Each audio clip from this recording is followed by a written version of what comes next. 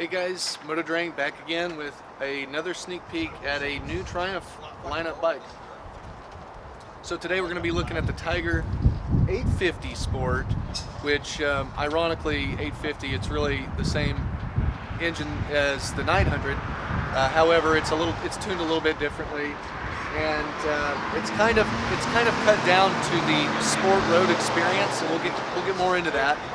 Um, so in a way, it's a little bit of a confounding machine, and we should explore that concept. But let's run through some of the really cool things about this. First of all, the price. It gets you in on a new Tiger 900 platform, even though it says 850, for under 12,000. So it's a 2,000 to 3,000 less than your next, Tiger, whether you're going GT or whether you're going rally for off-road and on-road touring.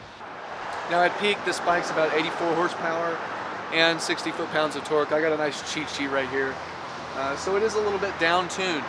And again, this is designed to get you in on the adventure bike with a road emphasis touring at a nice budget price, which allows you to get a new machine with the factory warranty and all that stuff.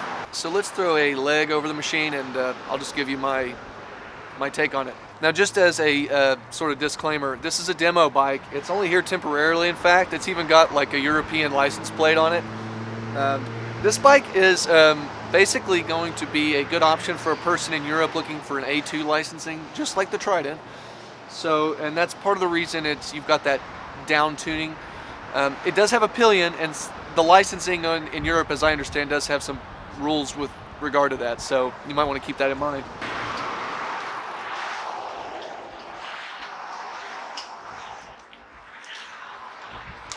So this is as good a place as any to start here. So just sitting in the cockpit of the bike, I have reviewed a Tiger 900. I really liked it, and this bike is as comfortable.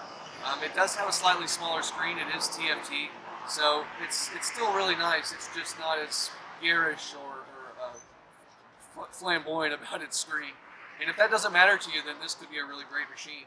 Of course, you can take this bike and go and outfit it with some off-road capable tires, guards, sump guards, cage guards, whatever you want, and that'll be fine. This particular model, you will see, has a luggage carrier system on it and a rear trunk or a trunk landing pad. Now those are add-ons. They do not. When you buy a Tiger Sport, as I understand, it's going to be pretty bare bones. And so you'll be factoring in those things. If you want heated grips, it's going to be an add-on.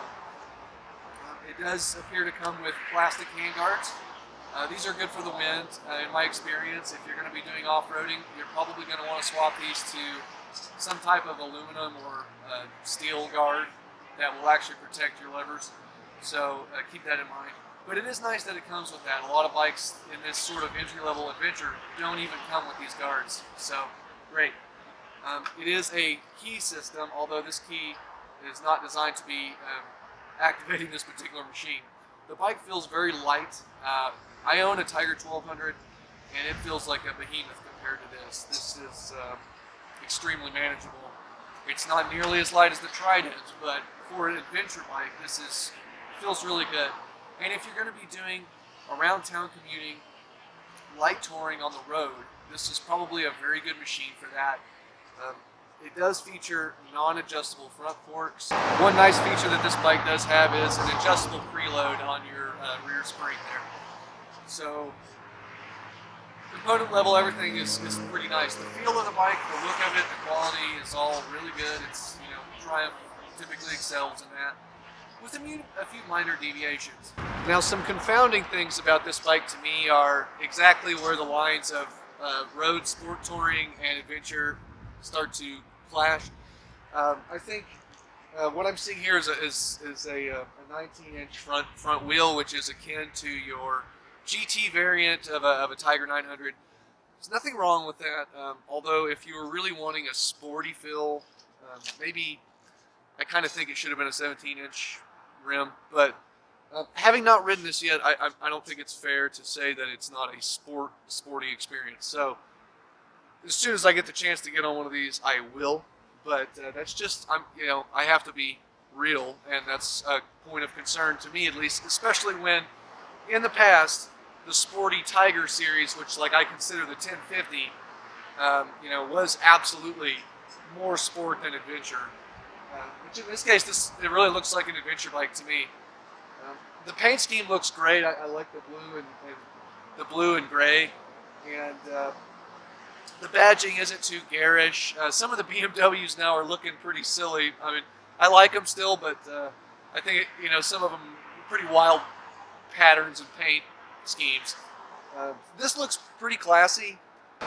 You are getting Triumph's new LED light system, which I really like that. I don't know that you would need to add any accessory lights on. A lot of people just do it anyways because it's fun. That's fine. In this case, the LED lights I've used on these newer models of Triumph are wonderful, and I wish my old Tiger had LEDs. Now on the bottom side of this, you'll see it's got a sump guard that's like plastic. It's really not much of a guard, and any of the road variants of Tigers, sort of historically, you'll see this plastic guard. It doesn't really do much. So again, if you're going to be doing hooligan work or off-road work, you're probably going to want to get online and find yourself a belly pan. So not a big deal. It's putting a sump guard on. Anyone could do it. It's a few bolts, and it is very worth it, I think. If it were my machine, I would absolutely spring for the luggage, as you see there, and I would go ahead and try to put some kind of cage on this. The reason is at some point in your owning a bike, you'll probably drop the bike by accident. Of course, no one does it on purpose, but I would much rather not damage the levers, your nice radiator covers and things like that. So to save yourself that headache, buy the bars now kind of thing. They do sell a factory bar kit, and it's an engine cover. So if that's all you think you need, that's fine. Personally, I like what SW Motec puts out, where it covers the actual body of the bike. That's what I use on my Tiger. Unlike the Trident, this bike actually supports Brembo front and back with dual discs up front, and I tend to find that if the name Brembo is on it, it tends to work better. I'll put the specs up here. I don't have that memorized, but I mean, I've ridden basically so many Triumphs at this point that frankly, I'm quite happy with the Nissan brakes that are on other bikes or older bikes.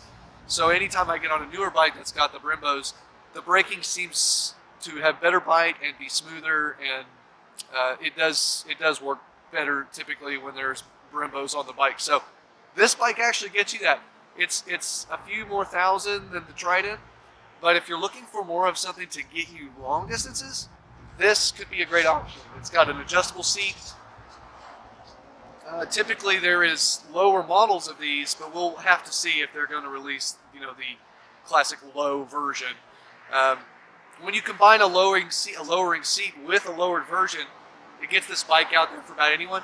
Now I am about 6'3", so I think I should probably show you what you can expect at my height, so you can see for yourself relative. I have about a 35-inch inseam, bordering on 36, so that's kind of lanky legs, but let's just take a look. Okay, easy to throw a leg over. There's tricks to getting on if you're not over 6 feet tall. There's no worries. There's ways to get on these taller bikes, almost like a horse style, where you step on the peg of it's designed to withstand it. As you can see, I've got plenty of bend in my leg, flat footing. If you happen to be 5'10", or even shorter, I think that this bike can still work just fine for you. You may want to consider adjusting the seat, of course, but you'll find that maybe getting taller than me, and that's where you may want to consider moving to a rally, which gives you a little more ground clearance, and it's going to be a little more comfortable at the end of the day. Anyways, guys, I just wanted to give you guys a first view of this. We've only got this bike here for one more day here, so if you didn't get to see it, don't worry, they're going to be coming in, and the actual purchasable model will be we will be reviewing this. Stick around. I'll see you then. Have a good one.